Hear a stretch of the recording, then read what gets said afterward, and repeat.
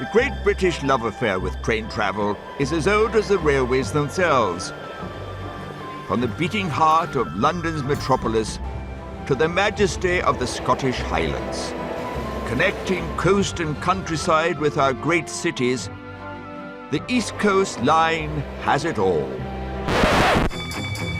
Disregard that, it's a glitch. But it's the people who give life to this railway. I trust you. British public are the best form of entertainment on the planet.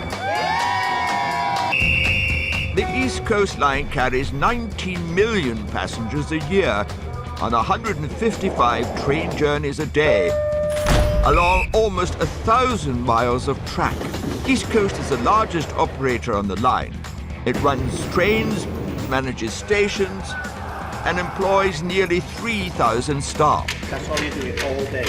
I'm not playing with you while you're showing off. The East Coast workforce toils tirelessly. Handy bags, please. From driving trains Look at this office window. Fantastic. to making breakfasts Cooked that much bacon over the years, surprised I haven't turned into a pig. to controlling the whole train set. Boarding, that's absolutely excellent, Graham. Keeping everything on track behind the scenes and in public. I've been standing here for half an hour. These are the real heroes of the railway.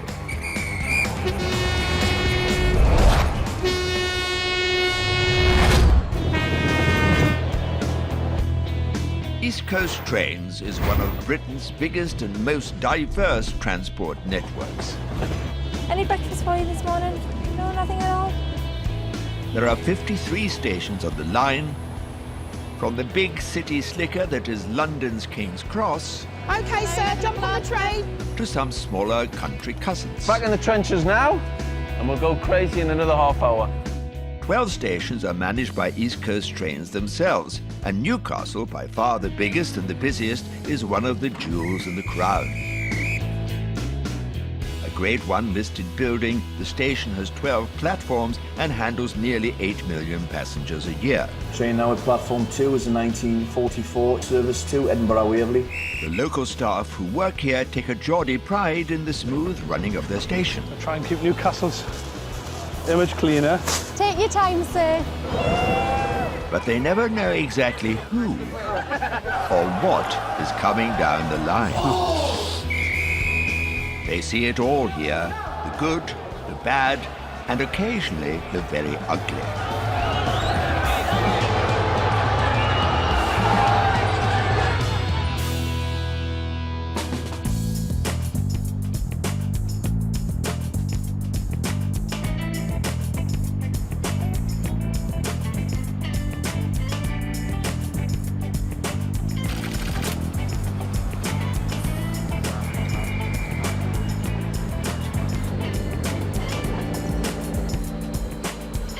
You know, I've worked all around the world. To come back to my hometown, to be manager of Newcastle Station, I feel very privileged. I feel very honoured to have the job, and you know, and I walk through my station with pride every day, and that's what keeps us going.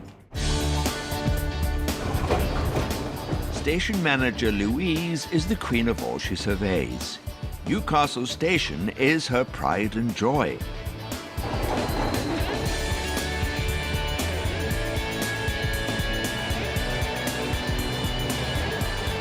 I have to keep an eye on these vents because it gets very, very dusty on there. Yeah, it's white paintwork, so... The station is Louise's home from home, and nothing escapes her beady eye. Look at the handle. Let's get a new handle ordered for there. Yeah, you can see. You see here? Marks on the wall. Yeah. Staff say that I never carry a handbag, I carry a bucket and mop.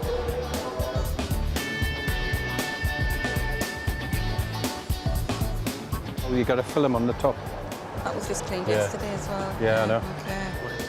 Louise has a crack team of customer service assistants whose job it is to look after passengers and keep the trains running.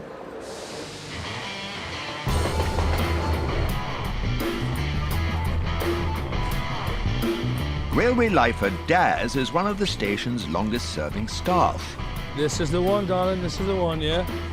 Started there as a cleaner. Been there, like, well, I say nearly 30 years now.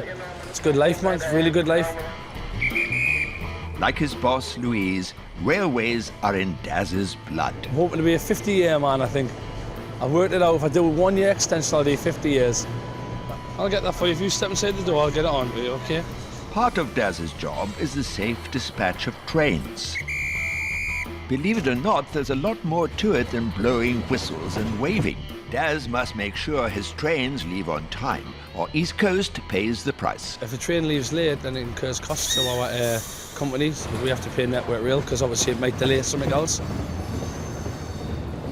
That's another one away safe and on time. East Coast is running well today. No route problems, sir, if anybody asks. The mainline trains are too long for just one person to dispatch safely. Step up Daz and John, Newcastle's dynamic duo. The train's about 1/4 of a mile long, so if that, it's a big thing to look after. It's eyes in the back of your head. I've had parents trying to put the children in pushchairs on the trains before. When the doors are closing, it beggars belief sometimes with people. You're just using common sense. If you haven't got that much common sense, don't have children. I'm sorry. Excuse me 2 seconds, gentlemen. This is where I thought. So it's my responsibility until this train leaves the platform. Anything that doesn't look right, we can still stop the train until the guard goes past me. Once he goes past me, then it comes down to the signalman. Fundamentally, I'm dispatch. I deal with the trains, but I deal with the public as well. I like people. British public are the best form of entertainment on the planet. OK, sir, jump on the train. Edinburgh. Thank you. Thank you. Yes, madam. First stop is York. Thank you. Train now at platform 2 is a 1944 East Coast service to Edinburgh Waverley. This train will call at Morpeth and Edinburgh Waverley only. Customer's always right. Always right. That's what we're led to believe. Customer's always right. I say that with my tongue firmly in my cheek. Keeping customers happy is a high priority for the station staff, and a simple thank you can make it all worthwhile. Oh, Dad, that lady that you helped with the bag on the train Oh, sent right, a lovely aye. little card in. Oh, let's have a look.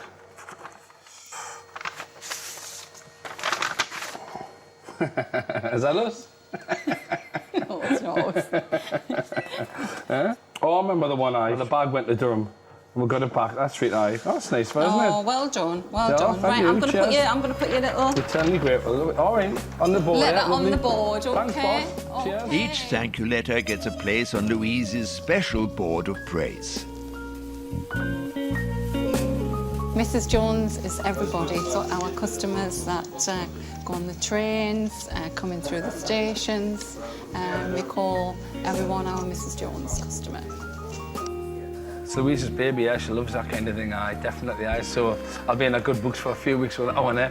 Whenever I do anything wrong, she comes in with a stern face, I'm just going to wave my card at her and that'll keep her nice, and she'll be happy with that. I've got it in my pocket for at least a couple of days, yeah. Customer satisfaction may be important, but customer safety is paramount. In 3 days' time, Team Newcastle needs to be at the top of its game, as around 3,000 football fans will descend on the station for one of the country's biggest grudge matches. On Sunday, we've got a very busy day because we've got the Sunderland-Newcastle derby game. It's going to be a big day. The city's electric, lots of planning in place. It's a match of such intense rivalry that the threat of violence is a real concern. Two sets of fans, two teams that hate each other, two sets of fans who are very volatile on that day, probably go to work on the Monday and be best of mates, but for that 1 or 2 days a season it's crazy. Well, we can start cordoning this off now, as from Friday, I would say. For station manager Louise, Derby Day is the most testing shift of the year. Previous games, there's been a lot of arrests and a lot of fights on the station and supporters running across the lines. Maybe start tonight. Yeah. But the last 3 years, it's been in a very controlled manner, and touch wood, there hasn't been any incidences. John and Daz save the day at Durham. And it's action stations for Louise.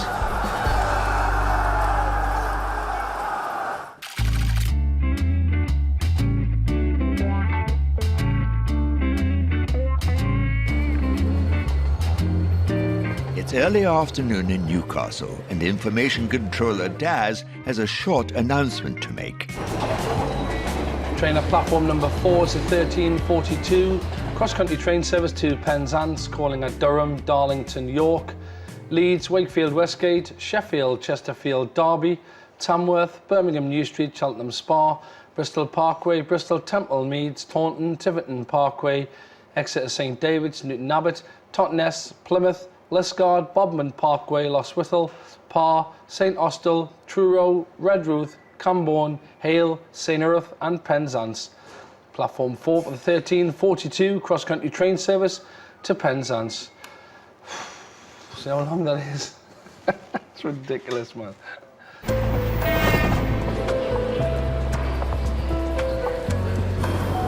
It's the calm before the storm, as in 3 days' time, thousands of football fans will converge on the station for the Newcastle-Sunderland derby. For station manager Louise, the day requires meticulous planning. My plan for the day is to make sure everything runs fantastically without any safety incidents. In preparation for match day, Louise is meeting with British Transport Police. Obviously, you're fully aware that this has been graded as a Category C, high risk of disorder within the rail network. With passions running high between rival Newcastle and Sunderland fans, the station team must prepare for the worst. Any issues associated with crowd control within the railway station are down to yourselves. We anticipate about 2,400 to travel by train. The fans themselves will be coming out onto the Neville Street exit, and they will be escorted around the back and down into the car park exit, where they will then join the main bulk of the football supporters under Oxford Street. I think we've both got the same objectives: crime-free, minimal disruption to passengers. On the day, you've got station manager and 3 duty managers, so staffing-wise, will be on the ground. You know, it's a cast of thousands for this game. It's quite an impactful game for the whole of the region, and there's quite a lot at stake. But the 2,500 football supporters are not the only fans who'll be arriving at Newcastle Station in 3 days' time. Rock superfan Paul will also be there on the big day. That's my big country t-shirt from, I've not worn it 18 months. Paul's getting ready for a marathon East Coast train journey following his idols, Big Country. Big who? Well, they were big in the 80s and they're still going strong. So we've decided to go to Glasgow, Aberdeen, and Newcastle in 3 days. People have said I'm mad, but it's when you've got a passion for something. I think you should do it. Paul's passion started when he was in the RAF, stationed in the Falkland Islands. 8,000 miles away from a wife. I'd been married less than a year. So then the music, that is when it really kicked in. That's all I live for, music.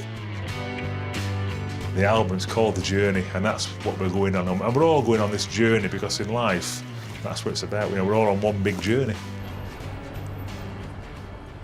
And his journey starts at the crack of dawn at Doncaster Station.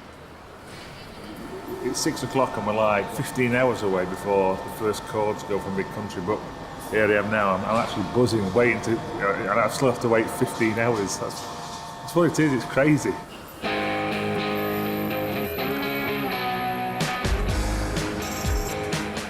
Paul won't be travelling alone.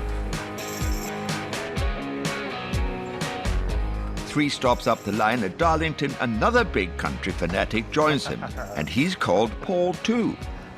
So I've done, I reckon, 45, 46 gigs for Big Country. How many have you done now, you reckon? This is my 180th tonight. Your 180th? 180th. So what's your next target? After tonight, 180, what would you do? If I do another 20 next year, I'll do that and do 200. To get 200? To 200, yeah. Wow.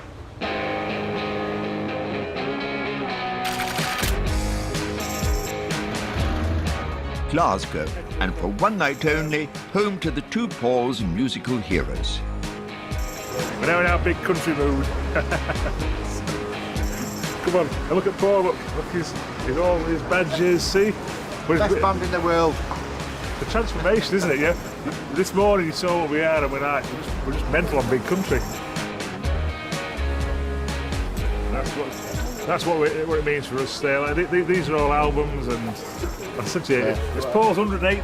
Paul K's 180th gig, big country gig, you know. 180! That's my big country ticket. We're gonna have fun. We'll see you tomorrow morning.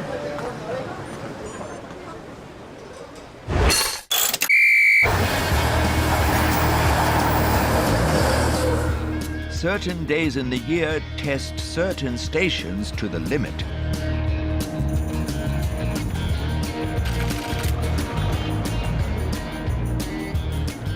At Durham, the team is getting ready for one of its biggest challenges. It's so dramatic that they have to draft in all the extra troops they can muster, including the A-team from Newcastle, John and Daz. Extra pair of hands to bring the big guns out when they need to bring the big guns. Break the box and let me out. Morning, sir. You off to London? Yeah. Would you like us to take care of your bag and we'll put it in the guard's van, sir? And you'll be to collect that at the other end? The team is preparing for what's known as the Exodus, the day Durham's 15,000 university students and all their worldly goods leave town. Yeah, we're students at Durham and it's the end of term, so we're all going back to our homes, which is really exciting. Never seen Durham Station have so many customer service people around, actually. Yeah, they're really helpful as well, though. Yeah. If we didn't have the help that we've got today, it would be a lot worse.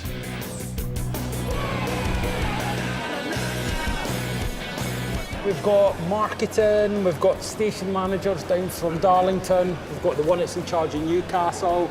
Anybody that can find it spare is willing to come and give them a hand for a couple of hours. But the East Coast staff aren't just here to be helpful, as time is money.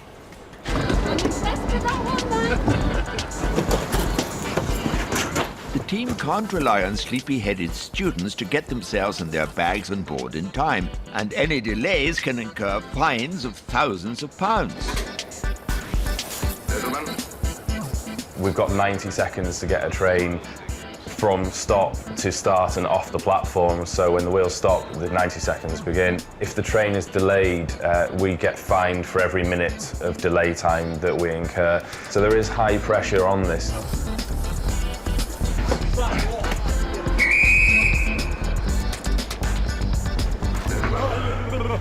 1 minute, 20 seconds.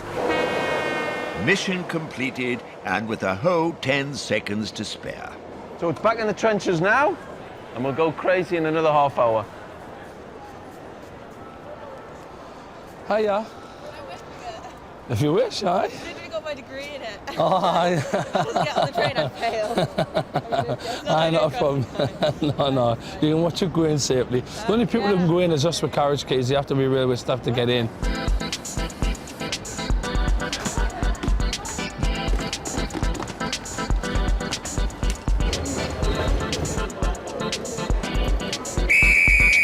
I had 1 or 2 delays in the platform, but you've just got to accept that, take that on the chin.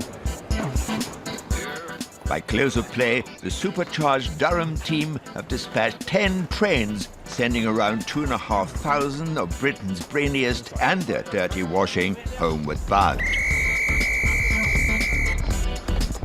And they pulled it off without any costly delays. It's been a cracking day. Enjoyed it. Back to Newcastle for the rest of my shift.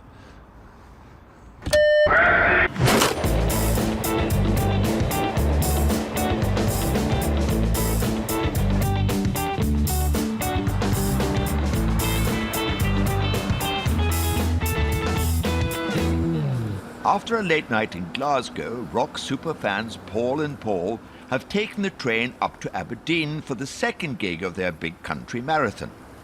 Slightly different day today in that we're going to check in a bit earlier have a few drinks, and then we're just waiting for the phone call to go down and get involved with the sound check, which is none of us have ever been to a sound check, so it's all new stuff. It was a chance meeting with Mike Peters, and I politely asked him, and Mike politely said, of course. The two Pauls have managed to get exclusive access to their hero's sound check, courtesy of lead singer Mike Peters. I've never ever been to a sound check. You would get up close and personal with the band, and that for me it's beyond dreams, it's beyond belief, because they're still heroes, but we can talk to them. At the end of the day, they're just normal people, and that's just blown away now, you know. And we haven't even seen the second concert yet. I can understand the fans that travel night after night to see Big Country. I used to do it myself when I was a kid, following the Clash and the Buzzcocks, and I know that there's something in music, in rock music, that gets deep into the heart of a lot of people, and one show is not enough. Tomorrow, the two Pauls will be back on a train bound for Newcastle. And they won't be the only ones, as thousands of football fans head for one of the most explosive local derbies of the year. But just how prepared is Newcastle Station for kick-off? Heart racing, pulses up, temperatures up, nervous energies here.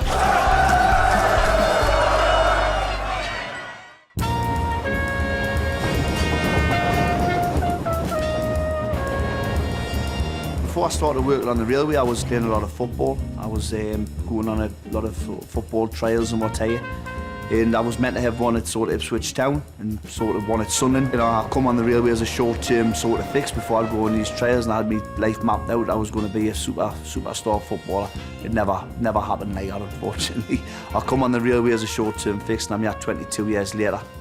You know, and it's all I know.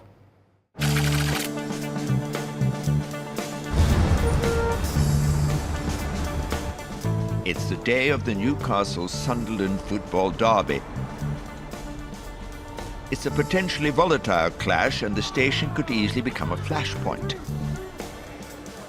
Today, months of planning between East Coast trains and the police will be put to the test.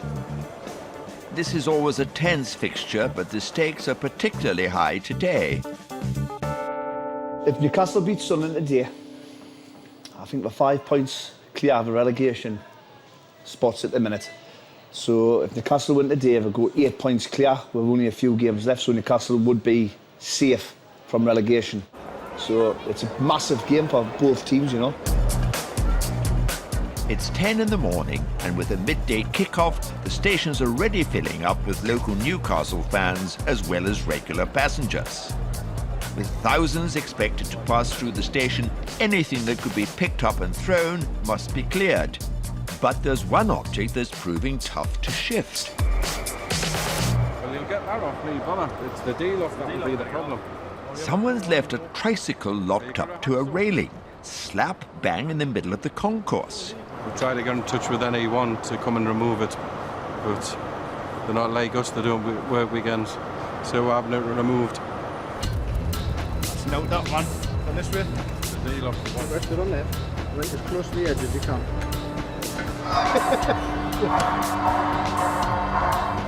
Try as they might, the team can't cut through the lock, and with fans pouring into the station, drastic times call for drastic measures.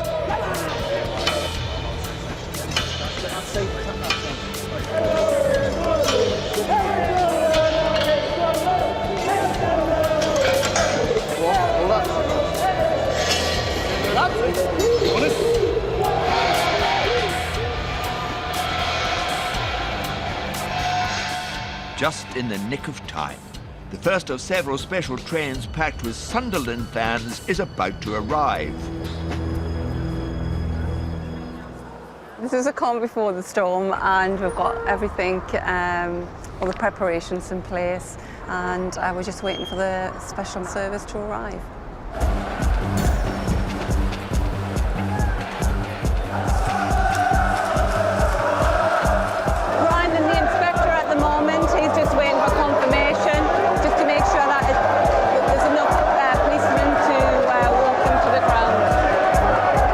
The first of the special trains carrying Sunderland fans has just arrived.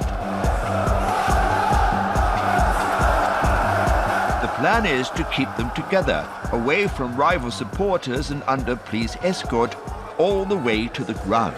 Tactical plan around meeting the special trains in is we'll ensure that there's a cordon in place, and then we'll escort those individuals off the train and out of the railway station. We're just making sure that we've got a sort of like a sterile corridor just to minimise any risk of disorder.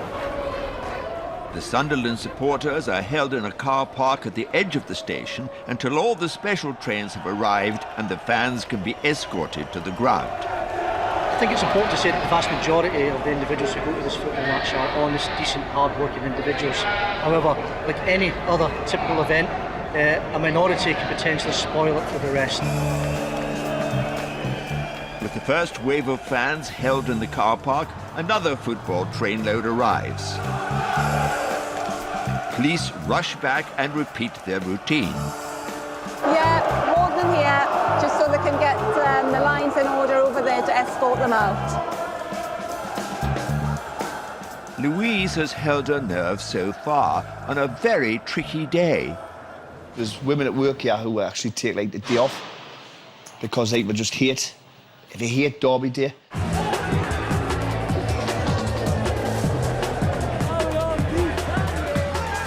It can get really, really intimidating, and it's not a nice place to be when you've got sort of running battles outside and you've got people full of alcoholic beverage, sort of working ourselves, shouting and bawling.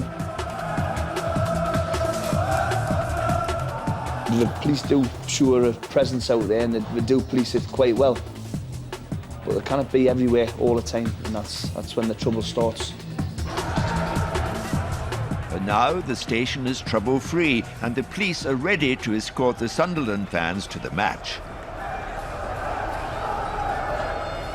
But in 3 hours' time they'll be back, and Louise and her team can only guess what mood they will be in then. Just saying it went off very well. Just hope the return's just as easy. Yeah. Sure it will be. Back to normal running for a few hours. Cup of tea. Cup of tea. Time for a nice cup of tea, for everyone that is, except Mark. He has a wee problem to deal with. All the Sunderland supporters come up here. I mean, obviously there's no toilets, so what's happened is that they've branched off, seen this nice little spot, and they've had to urinate on the back of the office. Could have been a lot worse, could be blood, we're mopping up, there's been no trouble, it's been well managed, so a little bit disinfectant's not the end of the world. Land of hope and glory. I've got lots to do with this, you promise, all right? My liege. My liege.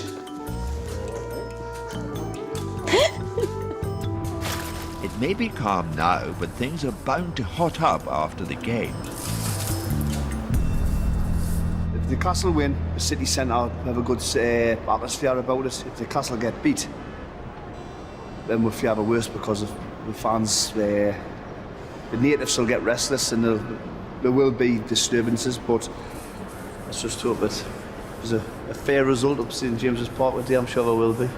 I'm sure that the home fans will be happy.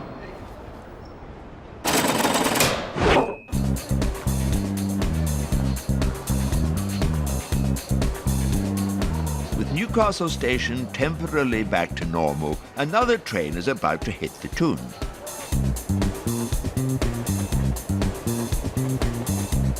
Rock fan Paul is completing the last leg of his epic East Coast journey following 80s rock idols Big Country. He's just got a message from his daughter, who's waiting at the station.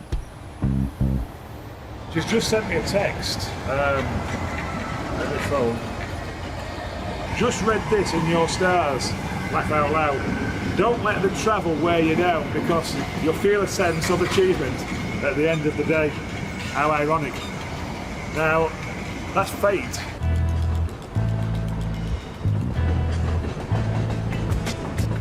Paul finally arrives at Newcastle to find the station a much quieter place than it was a couple of hours ago.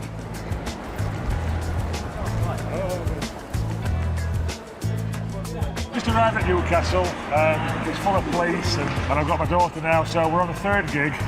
My third gig of this tour, the Journey Tour, and it's Fiona's first gig tonight in Newcastle. So it's a bit of excitement now because obviously Fiona's probably been listening to the album more than I have, but I've been listening to the live music, so I've got my musical buddy back now. On his journey, Paul will have travelled over 700 miles and rocked along to 54 big country tunes. Whenever I talk about big country, you know, my last 2 words are always stay alive. And I think Fiona knows, as and when I do pass away, I think on my tombstone will be stay alive. I'm in love with big country, and I don't admit in that. It's a passion that I have for music, and this band has taken me on a special journey, and this journey is going to continue for a few more years yet. So yeah, it's been really, really good and exciting.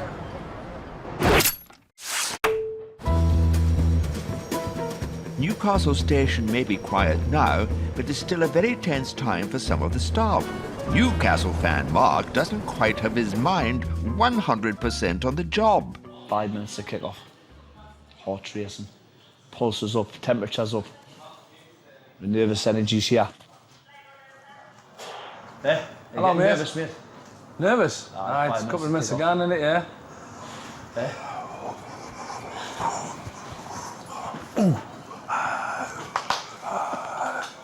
That's what it's like. Come on! Go ahead.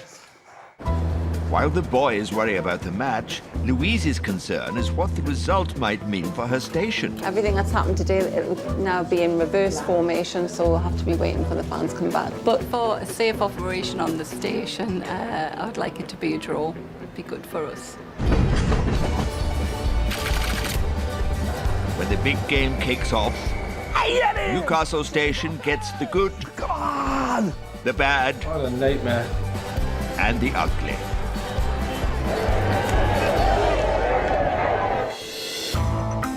The hotly contested Newcastle-Sunderland football derby kicked off 15 minutes ago.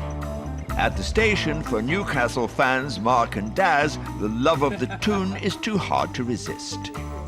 No, we're not. No, not like that. No, we're not on the football page. No, we're not allowed to have that on the internet. Get in. Get in. Oh, no! Oh. When Sunderland scored the first goal, Daz just can't keep his cool. What? Castle's getting beat. Sorry, boss. Sorry. The current score is 1-0 to Sunderland. Not very good. Louise and her staff are worried. A Sunderland win would mean trouble is more likely. If Newcastle win, then normally you'll find the Sunderland fans start leaving the stadium and they all don't come out all together, so that's good for us for crowd control in the station. If Sunderland win, then there could be a few disgruntled fans and perhaps a few fights. Not good for us at Newcastle because, well, not good for me because I'm on all day. It may be rather a difficult shift, the rest of the shift. It's not good for the football and it's not good for the supporters later on because it turns a little bit crazy, to be honest. Oh, it's just still a goal! Newcastle are 1 down and Daz is gutted. Oh. Cece's getting chance after chance, but he's not putting out away. 60 minutes in and good news for Daz. It seems Newcastle have equalised. Oh, come on! It means so much, man! It means so much! Even better if we can pull another goal. Be a good result for us and make the shift go a lot easier. But the Newcastle goal is disallowed. Daz is on an emotional roller coaster. I said it was ourselves going on, would it be offside? I would have just noticed it is, aye. I'm going to have a quick tour of okay, so no problem, but no bother. Still, it's 1-0 to them still. What a nightmare. And Daz's nightmare is about to get worse. With just 10 minutes to go, Sunderland score again. Oh, Tower. They've just scored a wonder goal, Sunderland. What a goal. They haven't won since 2000, and this is it. This is their day to day, I think. Like. What is it now? 3-0. Oh well, at least one side will be happy. Thanks, you sit.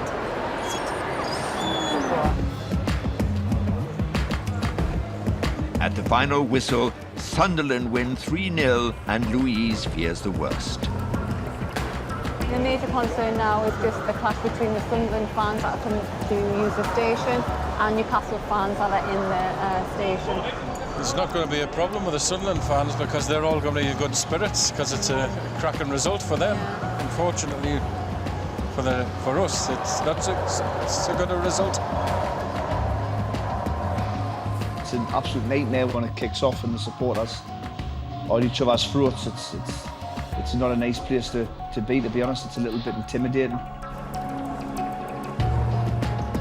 You can see now we've got a lot of police in attendance now. They're obviously getting prepared for them coming down. The police are escorting the Sunderland fans back to the station where Louise is waiting nervously. They're on the way, Brian, are they? What? They're on the way. Yeah, they're on the way. The escort's on its way down, so we'll hear them coming down the back of 4th Street. It's going to be one slick move in onto the station, onto the train, and then gone. That's the plan. So we'll see how it happens.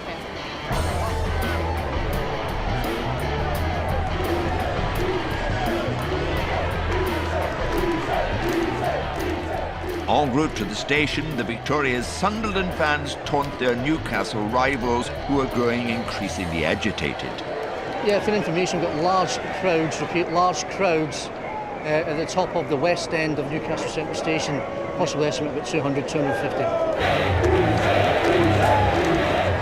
The police are trying to keep the sets of rival fans apart.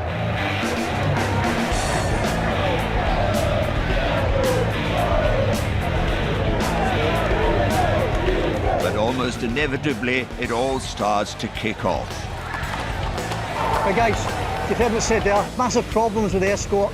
People trying to attack them en route. So be on your game, please.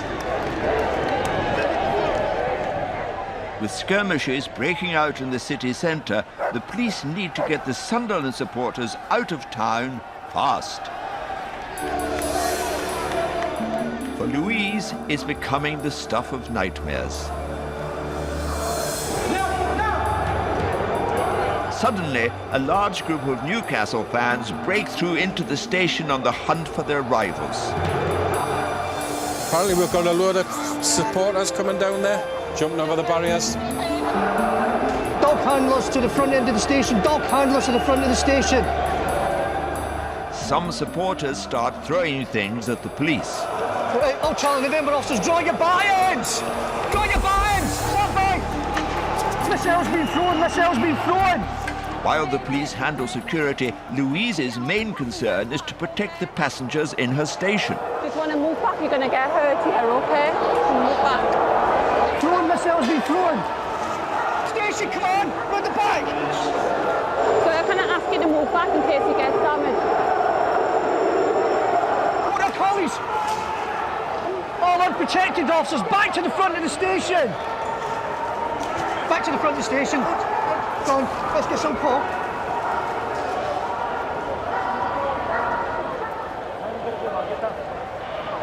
How did those fans get there? Do you know? Don't know. I don't know.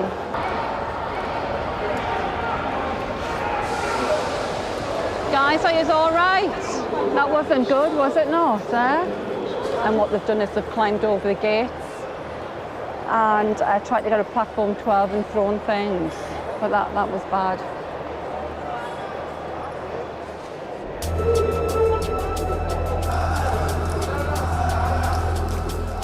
Still determined to get at the Sunderland supporters, some Newcastle fans have begun to surround the station.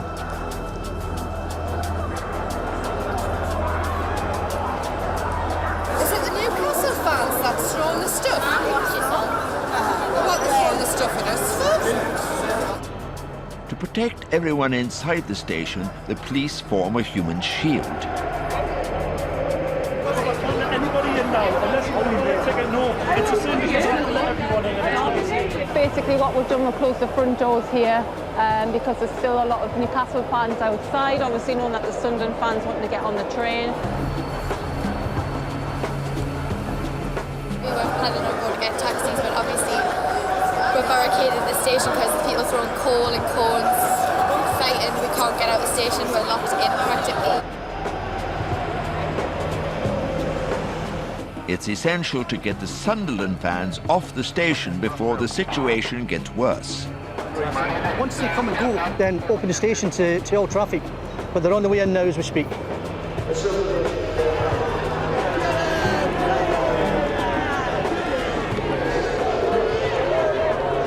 need to get them as quickly as possible onto this set here and then out the station. Finally, the Sunderland supporters board their trains.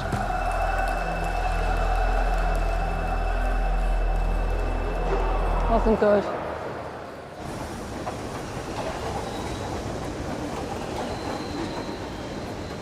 It was quite a scary situation because we're thrown things.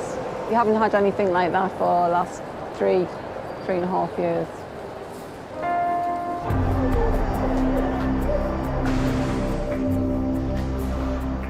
The skirmishes have left a trail of devastation. I did tell you it does kick off when we get a result like this, as you can see by the damage and the missiles that's been thrown. Even some vehicles in the staff car park have been damaged. I think this is one of the worst hit ones. You can see the dent in the car. Well, they used these cars here to jump up onto the roofs to get the leverage over the fence. And that's how they've actually gotten onto the station, because this is all cordoned off. There's about 4 or 5 cars there that's damaged. But it's not just the station that has felt the effects of a difficult day. It's been tough on its keeper. It's very distressing to see this happening on my station. It's my second home. I spend the majority of my time here, and you know, I'm responsible, and I need passengers to feel safe here.